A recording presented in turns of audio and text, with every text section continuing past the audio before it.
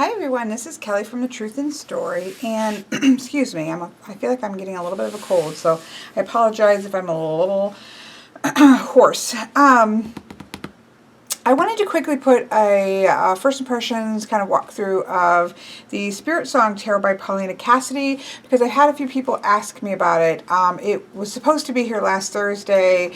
The postman has been carrying it around. I have no clue.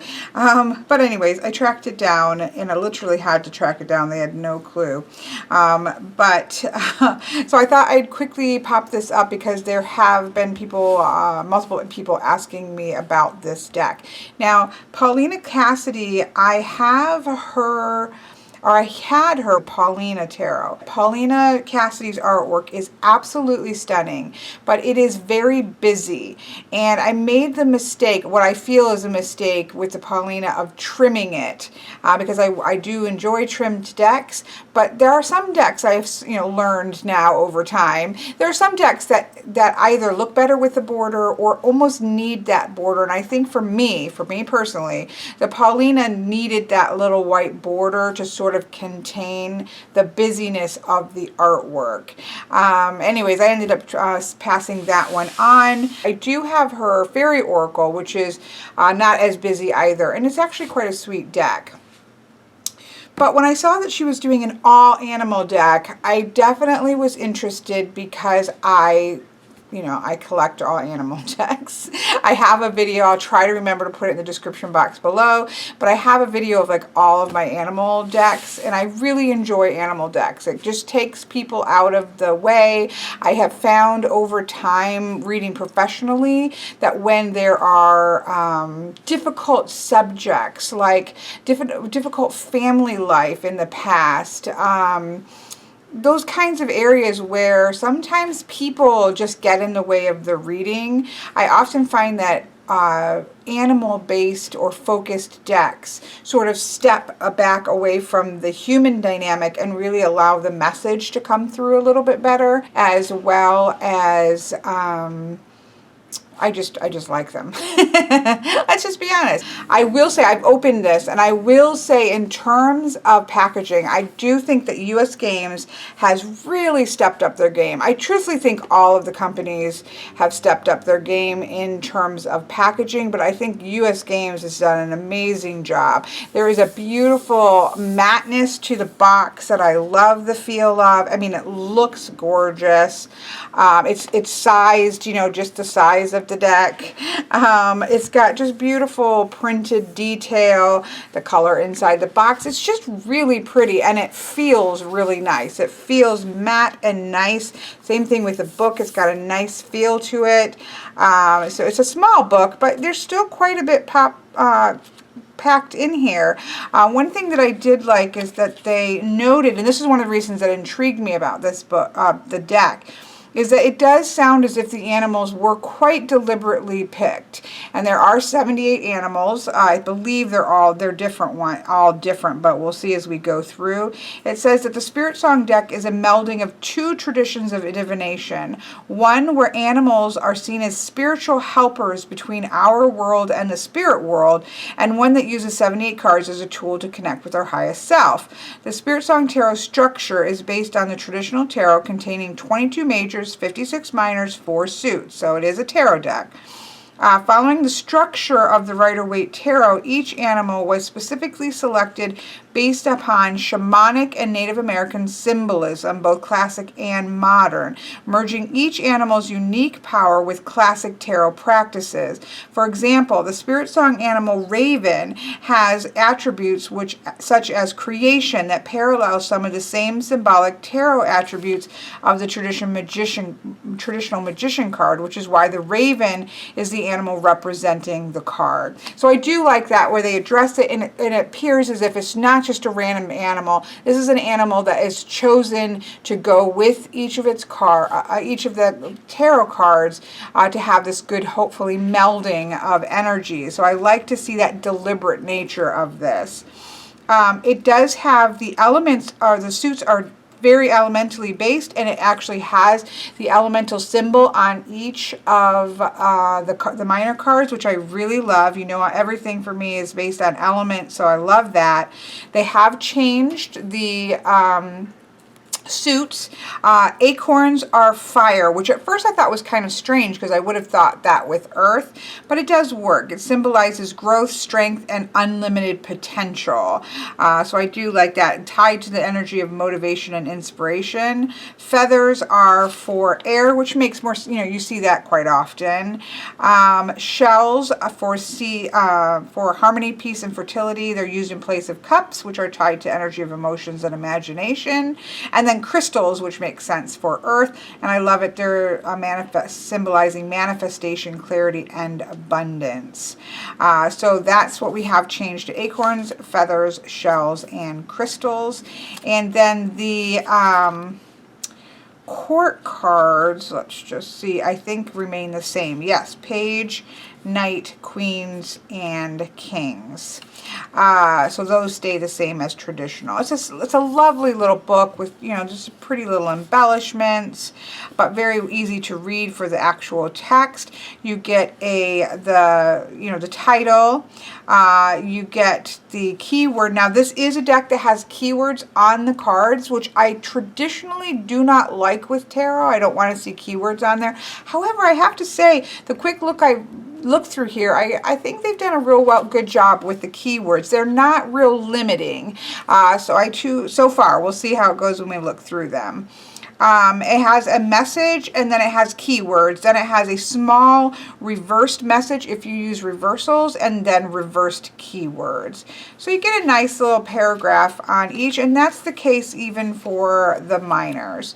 So we'll take a look at a couple of these to see. But all in all, I think it's a nice little guidebook. You have a few tarot spreads here. You have the Spiritsong Star spread. You have the healing spread. You have a tree of life spread. You have using it as an oracle, which I do quite like. With the keywords and so much going on in the images, it would work really well as an oracle. And so it talks about that. And then using it as a 1 and 3 card oracle. So that's, nice little amount of information for a little book. I think they did a great job so far. Obviously I haven't read it all yet. So there we have that.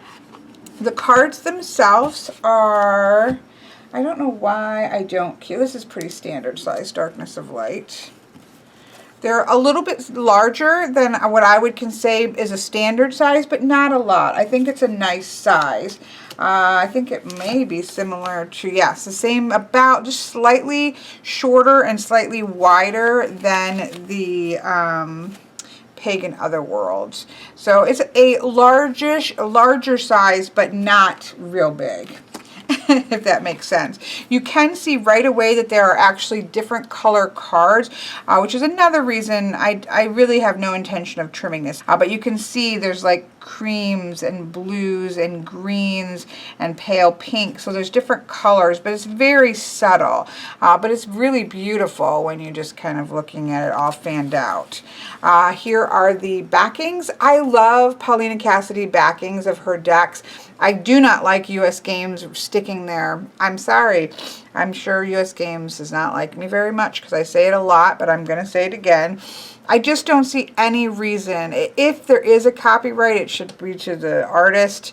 But there's no reason for me to have a copyright on the back of a deck. But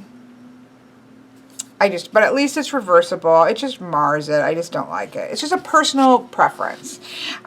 So we have that. But it is beautiful. I mean, I really do like it. And it's as unobtrusive as I think you can get for a copyright. So I will give it that credit. But it's really beautiful. So yeah, cardstock wise, I like US Games. I like Llewellyn. I like Los Scarabeo. I really don't mind it. In fact, like mass market cardstock in terms of shuffling and things. So I'm the wrong person to ask for that kind of thing. But it feels nice. We'll see when we shuffle it. So let me zoom the camera in here. So here we have the Traveler. There are changes to some of the suit titles here, as we'll see, but you know, the Traveler certainly makes sense. And we have keywords here. And again, I'm not a huge fan of keywords on tarot decks, but I kind of like some of them. I feel like these are not going to hedge you into it meaning one thing or another. They're nice, you know, they're not really super obnoxious, you know, they're you know, nicely placed, and they're not real large. So I don't think that, I think that could be a help to some people, and it doesn't actually bother me as much as sometimes these do bother me. So let's just read this one just so we can get a feel. So in the guidebook, we have the 0, the Traveler, and we actually have the animal just in case we don't know what the animal is. We have gazelle, and we have the keyword adventure and potential. And then let's take a read. Free-spirited gazelle is the explorer of new paths and the seeker of new adventures. Following his intuition, he bounds gracefully into the unknown. He swiftly changes direction and zigzags to avoid complications. As a result of this ability, he's comfortable in his own vulnerability. Gazelle prompts you to harness your own youthful enthusiasm that will help fuel the way to new experiences and a bright future. At the same time, he wants you to remember to look where you're going when you're leaping into new terrain. With faith and optimism, allow yourself to flow with life. The keywords are a new experience, leap of faith, spontaneity, adventure, potential, freedom, and childlike energy. In reversed, it says, examine what is directly ahead of you and review steps taken before making the next move. When responsibilities are dealt with, you can safely move onward. I do like that. So the reverse is not just, you know, foolhardy. You know, it's not just reversing the meaning, but giving you how might you address a situation if this were to come up in reverse. Maybe this is a time to be careful and think things through and then go forward. So I do like that. The keywords here we do have for foolishness, recklessness, irresponsibility, naivety, and lack of judgment. So there we do have more of the reverse keywords there. So I think that's a nice amount of information. I think it's quite lovely, actually. So that's what we have for the Fool. Here we have the Magician with Raven, and we have Willpower and Creation, which works, you know, those are good keywords for me. Here we have the High Priestess, which is a Lynx for intuition and sacred knowledge. That's really quite beautiful. You actually do see a bit of the moon symbology here, which is lovely. But I really like that she's left it in the animal kingdom. There's not a scroll here. I'm really hoping to not see any man-made articles of anything in here. We shall see. That's my big one. If I have a pet peeve with animal decks, it's when you have an animal deck, but then all of a sudden you have swords and cups and coins and things like that that have nothing to do with the animal world. I just want animal. If it's in the animal world, then it should just all be related to animals. And I think this is the case, which I am very happy about. But you do have that nod with the moon there. And you do have with the links up above, you do have that sense of all that what's down in the waters of the High Priestess and going deep, which is what I associate with the High Priestess. And so I like that the links is up high like that, where it's like you can go drop down out of the tree and go deep. So I do really like that for my own personal readings. I think a rabbit for the Empress is beautiful. I do like we still have that stream that you often see running alongside of the Empress. Again, the abundance of life here. It's just really beautiful. And obviously the rabbit as a sign of fertility, I think, is gorgeous. So that works beautifully, I think, for the Empress. Here we have the Cougar. Focus and stability. What do we have? Beauty and abundance here. I would have liked maybe creativity and abundance, but it still works. Focus and stability, I think, are great keywords for the Emperor. We have the Cougar in control. He's the personification of caring authority and masculine energy, it says. So I do quite like that. I also like that there's sort of this box. Again, I'm not sure what it's supposed to be, like if it was out in the woods, you know, and there are lots of different things. It's not all, you know, she uses a lot with shapes and patterns, and that's just her art style. But I kind of like the squarish cliff base here, or rock, because that does have that sense of structure that I think of with the Emperor. I love number 5, the shaman as ego, because again, a pope or a hierophant or a priest isn't really going to seem connective to animal energy, whereas a shaman, I think, is perfect. And I love the ego here, divine wisdom and spiritual power. I think that's beautiful. I love that card. I love everything about it. It's just beautiful. Here we have love instead of lovers. And I do love that choice is on here. Choice and trust.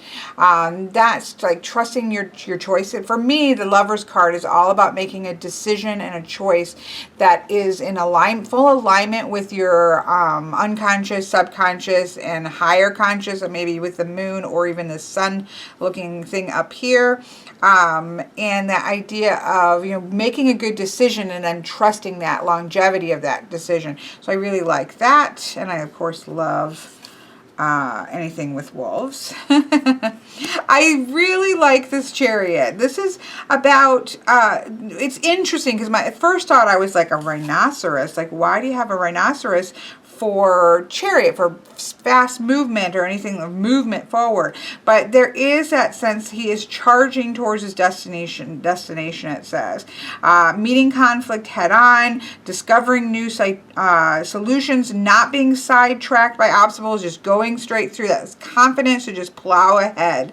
I think it actually works. I do quite like it, because it's almost like these vines are trying to hold him down in some ways, but he is just going forward.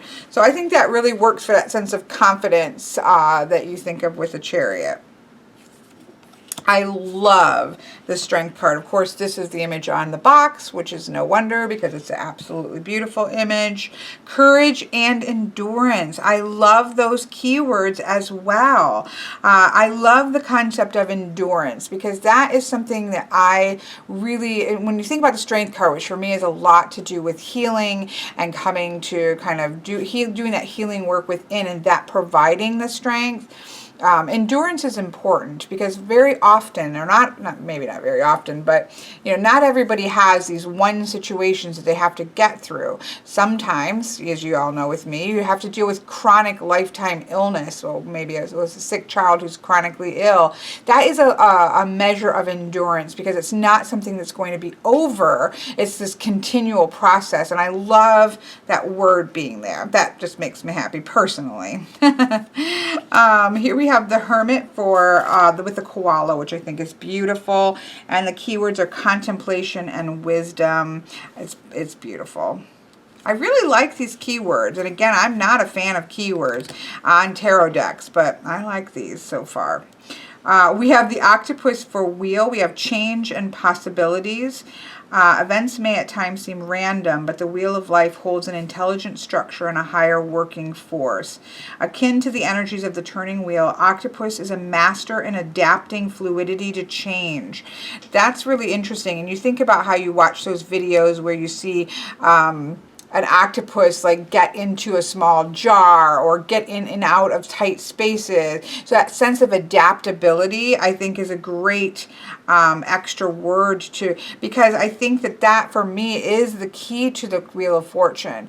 It's understanding that life is change. Life is always turning. You know, the medieval wheel, it's that concept of, if you're at the top, you better hold on, because you're going to get dropped to the bottom. If you're at the bottom, hold on, because you're going to spin back up to the top. It's always going to be moving. And the key for me in tarot with the Wheel of Fortune is getting into the middle of the wheel, so you're not thrown around so much when the inevitability of change happens. So I really like that idea of having an animal that is known for adaptability, or you can think of as navigating whatever comes their way. I think that's a really great pairing with the wheel.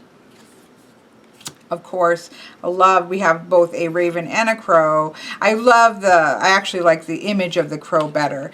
He looks a little too like happy or something versus serious, magician-y.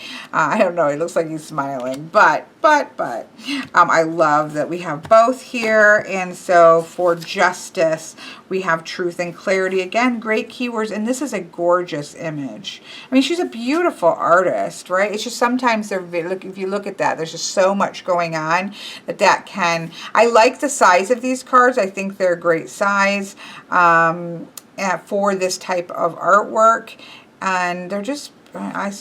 They are beautiful. Just don't trim them. Now, somebody's probably trimmed them and absolutely loved them, but I will not be.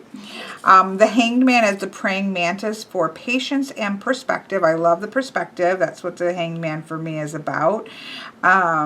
This is a time of suspension between the physical and spiritual worlds. I do almost like that circle. It's almost like we've got an outer world and an inner world, and so you can kind of see that as well, which I quite like.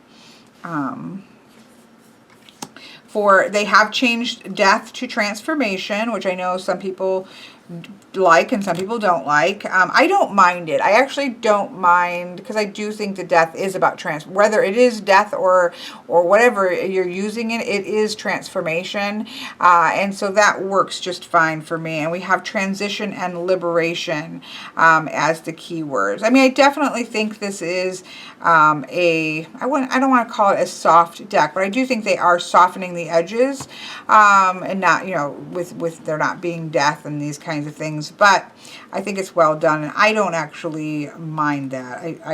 I also don't mind it to be just death. But again, in doing healing work, or somebody who's really struggling, sometimes having this kind of just nothing that's going to be in their face of death, but still have that key information of transition and transformation, I think works just fine.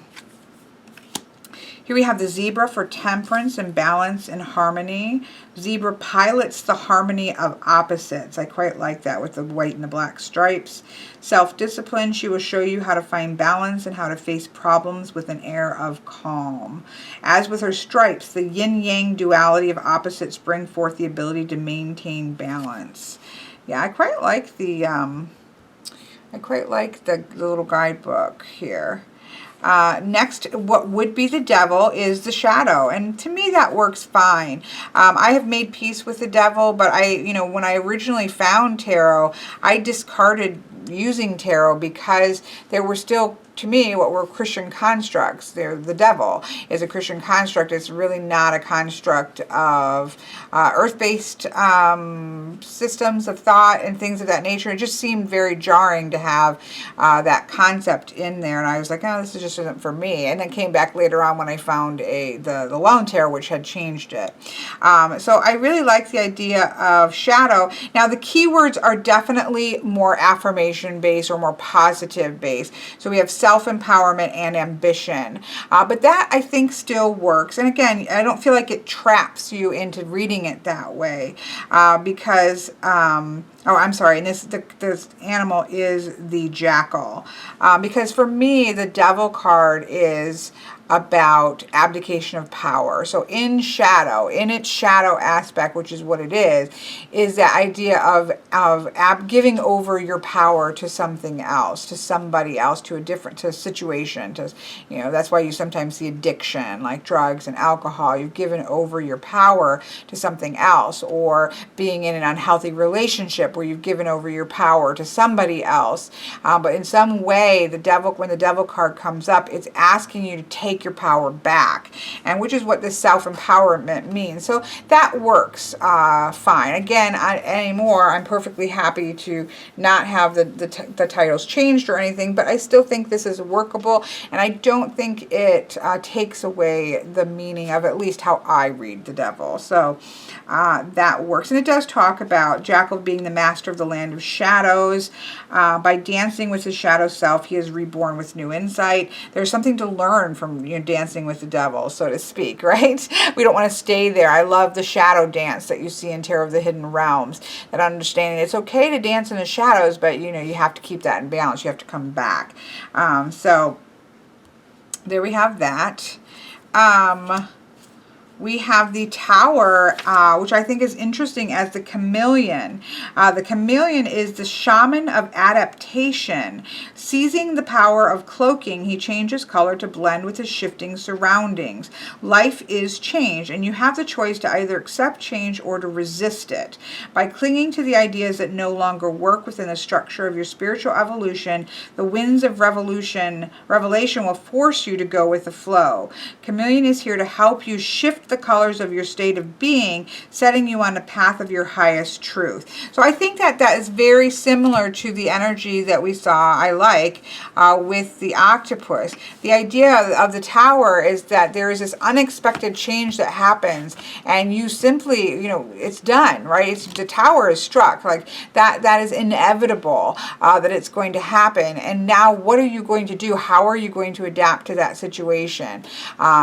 I think that works. And release also works as well, because there is that idea with the Tower that what breaks away or burns away or falls off of the Tower has built up and is becoming imbalanced and is no longer working. So when the dust settles and things clear, what do you have left to work with, and how are you going to now move forward and build something that's more in balance and more in tune? So I quite like that. Here we have the Star as the swan, and we have for peace and healing, which is interesting. Sometimes you have the keyword hope, which I have little issues with my own self, so I'm happy to see that. But this is after that initial change of the Tower that you have that moment of hope. And peace and time to heal a little bit from the chaos, right? Which is really beautiful. It's the tranquil guiding light of the swan. Brings the promise of a change for the better. Yes, there's been an upheaval, but things are going to get better with the Star. The beautiful Moon card with the owl, of course, that seems to be a no-brainer. Imagination and perception as the keywords. And it does have reversed fear, insecurity, confusion, illusions, rejection of reality. So we do see that shadow aspect of the Moon in the shadowed keywords. But even with the aspect of the owl, I mean, the owl is beautiful and speaks of wisdom, but the owl is also a night hunter, right? You also, you have to be a little bit wary, especially if you're a mouse, right, of the owls at night. So I do think it works. It's a beautiful card. Again, I do think that this isn't, again, I don't like the term soft deck, but I do think that it is gearing the keywords a little bit more towards healing and affirmation building and things of that nature than it is like really tapping deep into shadow. But I will say that the keywords in the reversed aspect are certainly there. And again, with the owl, I don't think that's hard to tap into both aspects there. I love the Sun card. You know, if you watch my channel, I'm not a fan of babies and suns. And I think the hummingbird is really beautiful. It's about vitality. It's about joys. It's warming everything in its path. Freedom, energy. I think it's just beautiful. And for the Judgment, we have the Awakening, about renewal and enlightenment, which I really love for the Judgment card. Another one that I had problems with, you know, that's a Christian ideology of the judgment seat of Christ, and having left that, you know, when I was younger, when I first saw tarot, I was just like, why do we have the Pope and the you know, the devil and the judgment seat of Christ? Like, why do we have those images in a tarot deck, which Christianity, at least the way that I was raised, you know, condemns tarot reading, and yet we have all these Christian ideas in because obviously, and not historically, it came out of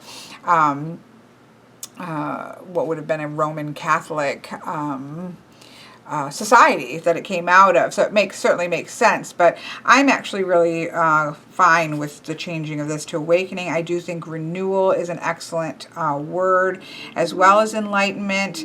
I do think of the Judgment card as a period of assessment, really thinking about how you've got to where you are, both good choices, bad choices, other people's choices, and then once you can kind of come to that understanding of how you've gotten to where you are, that renewal, that sense of walking through the door into this new experience. So that's really beautiful and works well. Of course, this is a peacock. And I love the whale for a world card. We have fulfillment and celebration. The guardian of the cosmos, the whale's awareness of the world around her, excuse me, provides her with a deeper connection to all that is. So I think that's beautiful, and I love there to be a whale in the world card. So that is the major arcana, and I think I think it's really beautiful. I love the different animals chosen. It makes sense why the different animals were chosen, and yeah, I think it's really quite lovely. So that's that. I'm not going to split the 4 up because they're not going to be matching. They're just different animals. So we're still going through. There's still animal in every card. That doesn't change in the minor arcana. So we're just going to plow ahead here. So we're in we are in the suit of wands, what would traditionally be wands or fire, and you can see the elemental symbol is here. So if you kind of forget, oh, which one is the acorn, because truthfully, I would initially, until I get used to this, immediately think earth, to be honest, with acorns, but you know, we've got that reminder here, and then we do have the keywords as we go. So the ace here is a ram, and it's about creative force and confidence. I do, again, so far, I'm really thinking the keywords are good. They give you that little nugget to get you started, but they don't hem you in. So far, that's how I feel, and so I quite like that. We do see an actual acorn here. I don't know if that's going to be the case in all of the acorns. We shall see. Here we have the 2 of acorns with a falcon. There is acorns. Actually, there are 2, so we'll see if that carries through. I quite like that if that's the case. Insight and focus, and I think a falcon is wonderful for that. Now we have 1, 2, 3 acorns with the giraffe, foresight and exploration. We have the 4 of acorns, which would be the 4 of wands, and we do have 4 acorns. Comfort and community, that's generally the 4 of wands, that's celebration, people are going to come together. So we have that there.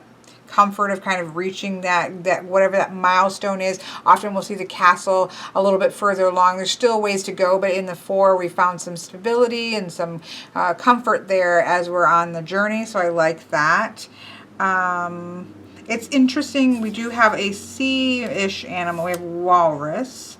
He has established a sense of order and security in his life. I love that with the number 4 because that's the number of order and stability for me. A warden of harmonious home and work relationships.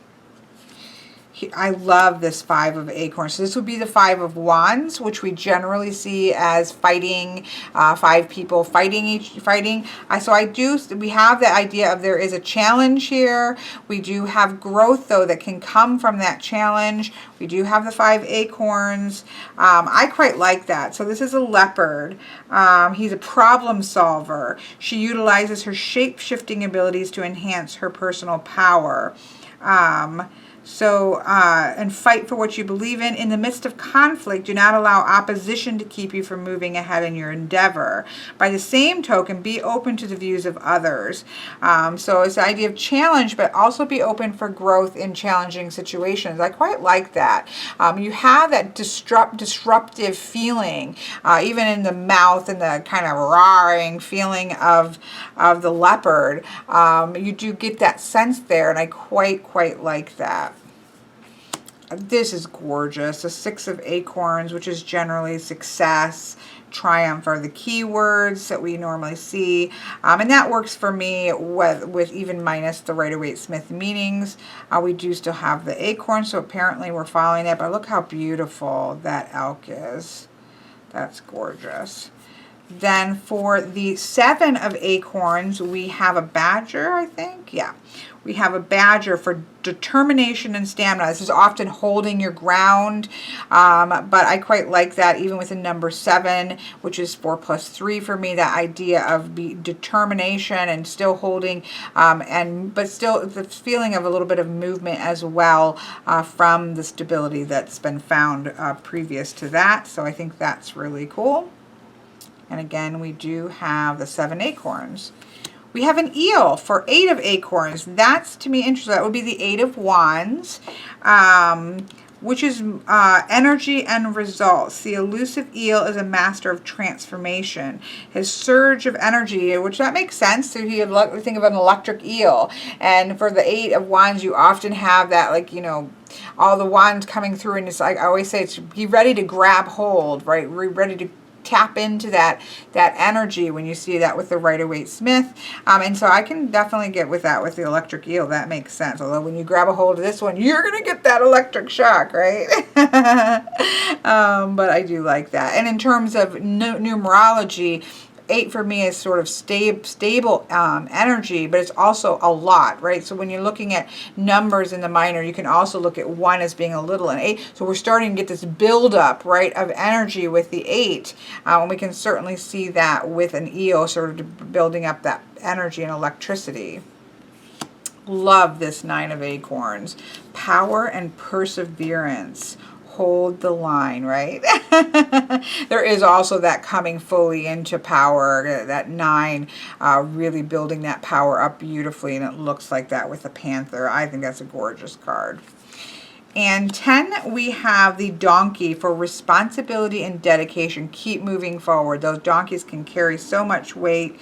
They keep moving forward. They keep plowing forward. I think that works really beautifully. I like the keywords of responsibility too, as well as dedication in that sense. I don't see the 10 of wands as being so much that weightedness, although I do like the imagery of in the Rider-Waite-Smith of just because you just keep moving forward. Put one foot, right? Keep putting one foot in front of the other.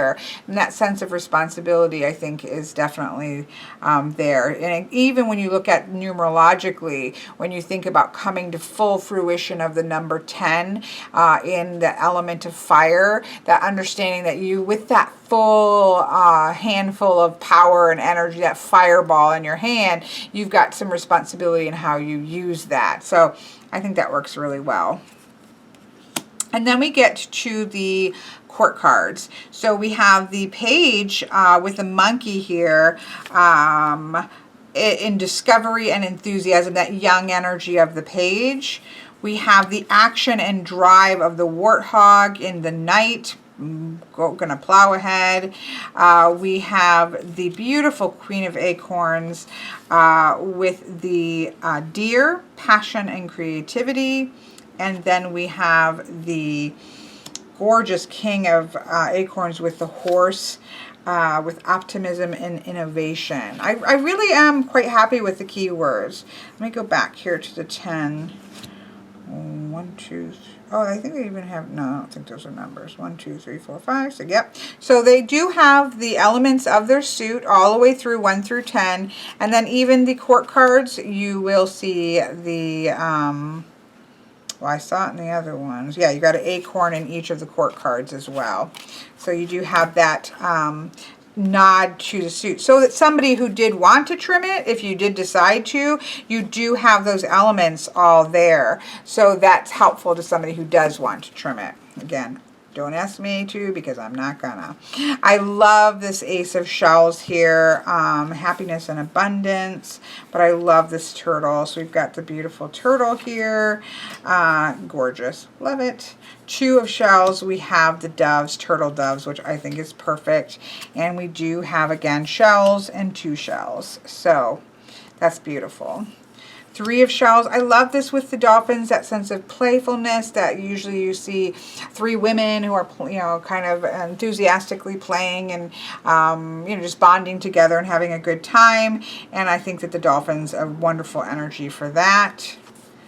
4 of shells is gorgeous, soul searching and reevaluation. Now that is, see, now that's beautiful, because the Four, I don't like stagnation with the Four of Cups, because for me, the Four is about stability. And when you have stable emotions and stable sort of that internal life, that's when you do have the time that you can do a little bit of soul searching and reevaluating where you are, because you're in a stable place. So for me, numerologically, that works.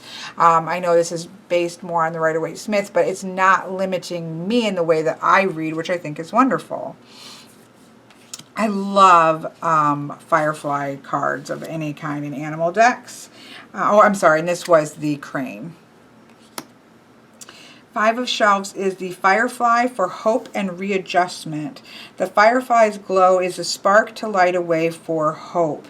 This little illuminator is a reminder that things are not always as they seem. She will show you that your path will be lighter and clearer by allowing beauty to grace your life. So we definitely see, again, a more positive bent to the Five of Cups, which often, if you're looking at a Rider-Waite-Smith image, will have a very sad person who's kind of slumped over and shoulders kind of dropped, and there's 3 cups usually spilled and 2 cups that are still upright, which is that hope, right? That hope is in those 2 cups, and that's definitely in the card. But it is a card of loss, disruption of the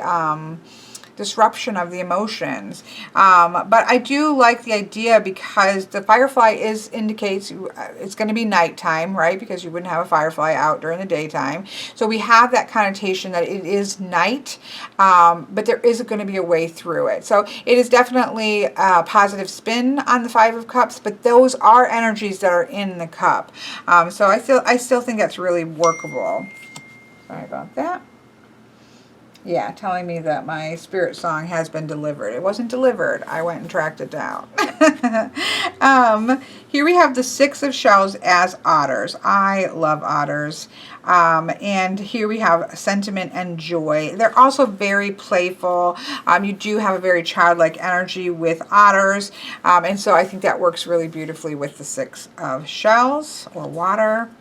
We have the Seven of Shells, choices and ambition. So again, a card of choice, which I definitely agree. Where are your ambitions? Where are your dreams, right? Don't go for the illusions. Be ambitious towards what you can actually achieve. So I do quite like that. Wandering through his emotional landscape, lobsters in search of ambitions and ideas that seem to have drifted away. Awakening to the endless possibility life has to offer, he's come to a crossroad of choices. He is persistent and eager to embrace this. I don't really see a sense of crossroads here, except for that you do have, this 2, even with his lobster claws, that we're going to have to make a choice one way or another and choose well, right? Choose your path well. So that works. That works. I don't know a lot about lobster energy. I don't know that I would think of choices as the lobster, in terms of an animal spirit energy. I'll have to look a little more into that animal or crustacean. But yeah, I think it's cool. I can work with that. Eight of Shells, we have the quest and renewal. So this is really beautiful here with a starfish, because it is the guardian of healing and regeneration. If you cut off please don't do so, but they can regenerate limbs. So that's really interesting. The Eight of Cups generally kind of going off, disentangling yourself from what is over and moving towards this new pulse of life. So that's quite interesting there. We have the Nine of Shells with gratitude and fulfillment. This is often the wish card, called the wish card, or wish fulfillment card, and that certainly works with this. The penguin is proficient at diving deep down beneath the surface of common perception to access what is needed in bringing dreams to fruition. I like how he's kind of collected the little shells around him. We have the Ten of Shells of blessing and well-being. That's that sort of happily ever after card in tarot, right? And we have the pelican. The pelican. I was reading consort at the same time I was saying pelican, and so I added the T at the end. A consort of good cheer, pelican relaxes by the healing waters of abundance and warms herself beneath the invigorating light of the sun. Beautiful. And then, of course, we get to the quartz. We have the page for intuition and inspiration with the frog. We have the flamingo with the knight for charm and passion. Apparently this is the lover bird of the knights. We have the gorgeous, I love this. I love the Queen of Shells as a seal. That's beautiful. Peace and compassion. And I love seahorses. Love them. I always wanted to have one. I'm just, you know, not sure I can care for a saltwater tank well enough to keep it healthy. But I do adore seahorses. Harmony and integrity of the seahorse for the king. Gorgeous. That brings us to the feathers, or the suit of air. Again, we have our little thing there leading the way if we're trying to remember what we're looking at. And it's interesting that we have a goat, right? Skilled at traveling through arduous terrain, the goat is your sure-footed guide into uncharted facets of the self. Well, that makes sense. Mental clarity and foundation. He's got 4 legs. He's rooted and grounded in the mind. We have the Two of Feathers as the gecko. Decisions and directions. Peaceful gecko is adept at moving between the worlds of the subconscious and the conscious mind. I like that. She taps into the balance of forces to clear the mind, bringing truth to light, which is very similar to the idea of what the Two of Swords is. I'm bringing that into balance so that you can move forward. That works really well. Decisions and direction. Again, I'm really have no qualms, even though I don't read things purely Rider-Waite-Smith. The keywords are fine. 3 of Feathers. So of course this would be generally the ubiquitous, you know, heart, bleeding heart here, which doesn't work for me because personally, again, 5 of Cups for me is a disruption of emotions. The 3 of Swords for me isn't about loss necessarily. It's about growth of the mind that can come from loss, but it can come from a lot of different things. So it's really about growth that is coming from whatever source is coming, but it's the growth of the mind. When you look at it numerologically, 3 is a number of growth, air is the suit of the mind, so we have growth of the mind. And so this works really well. We've got a plant right here.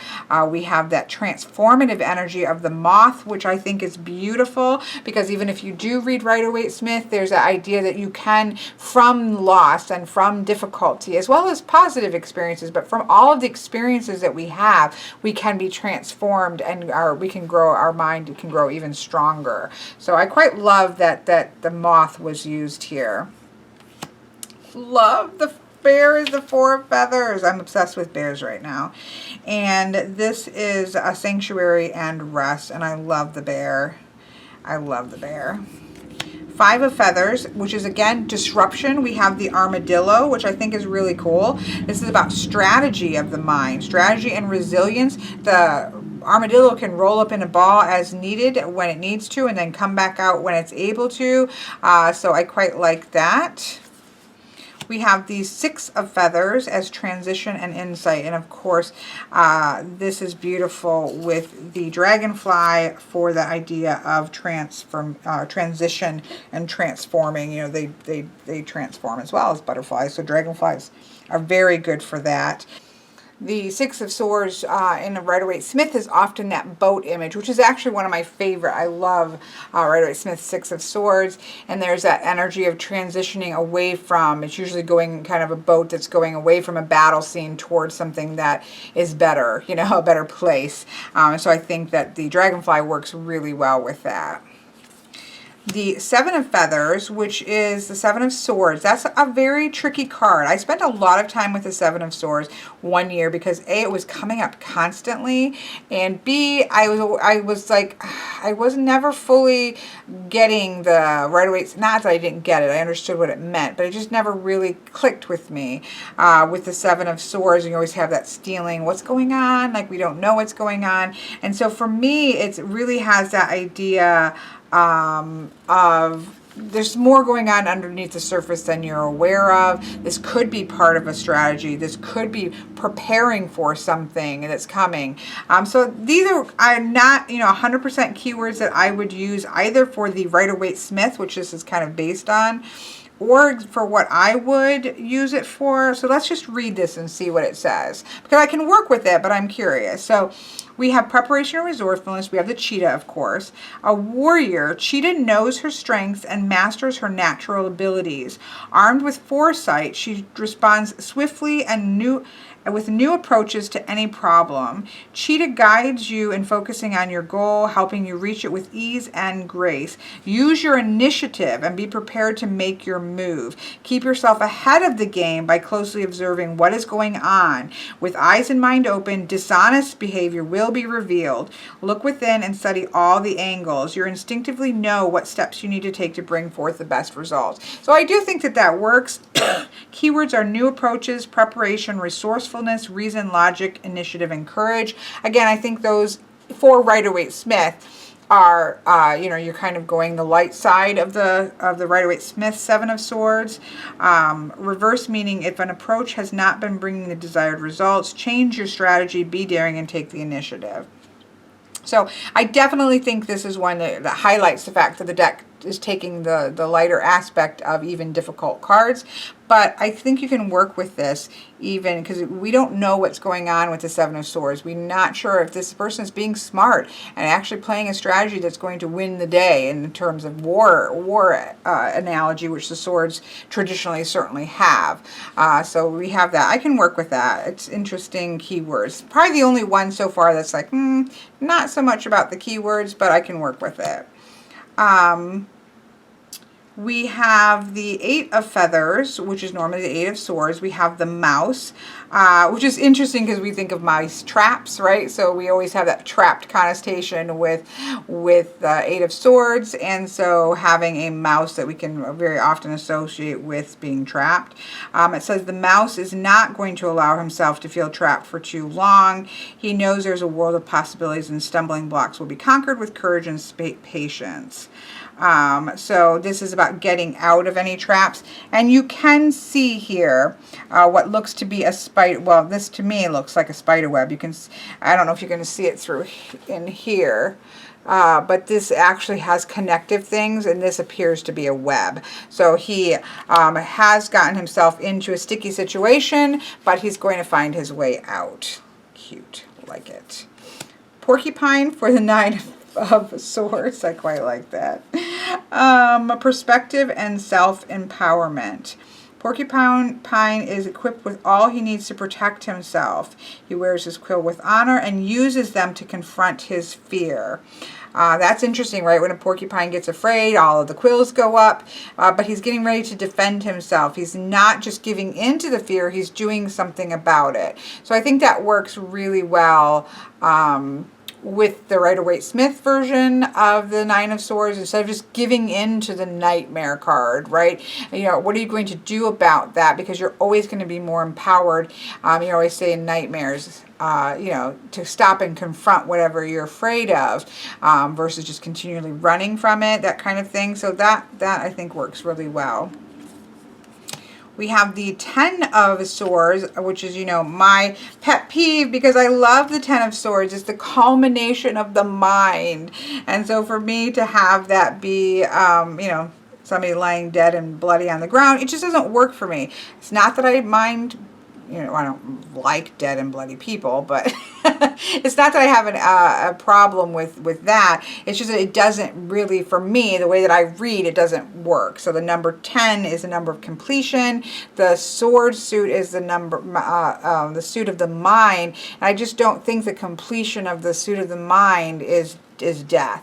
And so I really like that it's a snake, which is renewal. It's shedding the old skin. It also works, I think, with the Rider-Waite-Smith. Something has died that needs to be died. That's how I normally read it. Right? If I was reading Rider-Waite-Smith, I read it as the end of something that in some way needed to come to an ending. It needed to come full circle so that you can move on. And so I think that the snake here works either way. And we have recovery and transformation as the keyword. I really like that.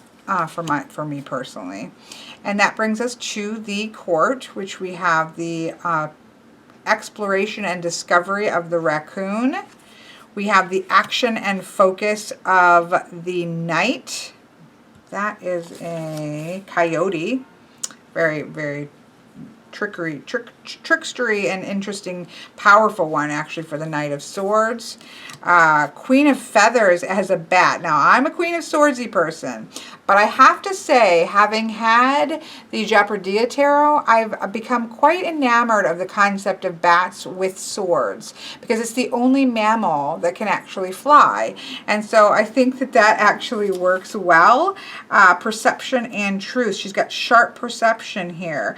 The keen radar cuts through that which is hidden. A mistress of the naked truth. She doesn't stand for being fooled. She's gained spiritual depth through struggles and is objective and rational in her approach. I really like the write-up here as well. Yep, I like that. And then the beautiful, interesting having a lion for the King of Feathers. You would certainly, we would, I think, equate the lion with the King of Fire, with the Acorns, which was a horse instead. But it's about logic and justice. So we see that rulership, that calm and wise rulership there. So that's interesting, because they definitely could have gone with that sort of that stereotypical Leo fire energy. But it makes sense. It works. And it's a gorgeous card. I really like this deck far more than I thought I would. Here we next come to the crystals, which would be Earth. So we have, again, the Earth in symbol right here, and I love the panda, and we have not had any duplicate animals, so this is really lovely on a couple of fronts. A, of course, you have a beautiful tarot deck, but B, in terms of an animal oracle, just using the animal energy of the cards, you've got 78, which most, oracle decks are not 78 cards, so you have an actual tapping into using these as animal energy and animal guidance as well, which I think is wonderful. So here we have the panda bear for manifestation and prosperity. Whoops, I'm skipping. I'm trying to keep these in case I don't know what they are. Here we have the kangaroo for the 2. Now that's interesting for balance, right? They're jumping, right? And so they have to be very sure-footed. So I think that that works really well. And they also have the tail there to help them balance also. Balance and adaptability. The 3 of crystals, we have the honeybee for collaboration and productivity. So the you're working together, which we often see with the 3 of coins. I love the beaver here. He looks really awesome. 4 of crystals, beaver, control and secure. They're building the dam. They're constructing. They're always building in. That's perfect, I think. Control and security. That brings us to the 5 of Pentacles. Now, I'm actually a huge fan, which is, I love the 6 of Swords in the Rider-Waite-Smith. And one of my favorite cards in the Rider-Waite-Smith system is the 5 of Coins. I think it's a beautiful card. You often have, in fact, I have it right here with the Darkness of Light. You often have a church with like stained glass windows and sort of that idea that you're feeling like you're on the outside. But the idea of going in. So we have a disruption of wealth, but, go out and connect with others. There are people there to help. So we have that persistence and looking for new possibilities. And it says that the ladybug is a guardian of wishes fulfilled, and she delivers luck and protection. So she is savvy in illuminating the spirit during times of stress or worried. Laced with the energies of renewal, the ladybug is your guide in designing a path for newfound happiness, finding this pathway out of the situation that you're currently in. So that's really beautiful. Again, I definitely feel, I know I'm repeating myself, but this is definitely a deck geared towards the more positive aspects, but I think that the core meanings are still very, very much there and apparent in the animal. But it's showing you what are the fixes for those particular situations. We have the meerkat. Somebody was asking for decks with meerkats. I hope they're watching this. Here's a meerkat in the 6 of crystals, synergy and gratitude. So this would have been the 6 of coins. This is about community and social aspects. You're trying to decide how to allocate your resources, these types of things. And the meerkats apparently are very good at that, and as well as work well together. I just love meerkats. They're so cute. Here we have the Seven of Crystals as the Anteater or Aardvark. Are aardvarks the same thing as an anteater? Maybe I'm wrong. This is an aardvark. He is intuitive about options and results. So the Seven of Coins is very often, you know, waiting for the results, right? You often can see it as the patience card. The intuitive aardvark overcomes stumbling blocks that would otherwise prevent him from attaining his goals. Intently exploring his pathways, he knows how to sniff out what's best for him. When facing friction, he roots around to find solutions. Evaluate, I think it's also in Rider-Waite-Smith, evaluation. Evaluate the results of your past choices and concentrate on your strengths while reviewing the life you are building. So it's the idea of evaluation and review more so. We have options and results, so we are also waiting for those results, which I think works as well. For the Eight of Crystals, which would be the Eight of Coins, we have that dedication and progress keywords with the buffalo. Strong, stable buffalo walks his sacred path, embarking upon his journey with dedication. You know, to generate that idea of mastery. That's really beautiful. I love the Nine of Crystals with the spider. I think that's gorgeous. So the Nine of Coins is the idea of security and abundance. I don't know. She's just beautiful. I'm not a huge fan of spiders, but I've really come to, I spent a good year being stalked by spider energy, animal spirit energy, not real spiders, thankfully. So I really appreciate a good spider card in a deck. It has to do with creativity for me as well, but there is that sense of abundance and that you think of with the Nine of Coins. So I think it works beautifully. It's gorgeous. We have the Ten of Crystals as stability, attainment with the crocodile or alligator. Let's see, alligator. I do not know how to tell the difference. I apologize to the alligators. On the borderland of water and earth, alligator's primordial creative power supplies her with the essential groundwork to realize her goals. Her careful planning and methodical ways have brought her long-term security, and she's earned the comfort she enjoys as she continues to strengthen her empire. And that brings us to the final court. I love, there's a fox here, of course, ideas and discipline with the page. Endurance and determination, perfect for, to me, the Knight of Coins to have a camel is spot on perfect. And the Queen is a hedgehog. Oh, it's so cute. I always wanted a hedgehog too. Comfort and prosperity, closely connected to, the hedgehog is closely connected to the nurturing energies of Mother Earth. That works. And then the gorgeous tiger here for courage and commitment of the king.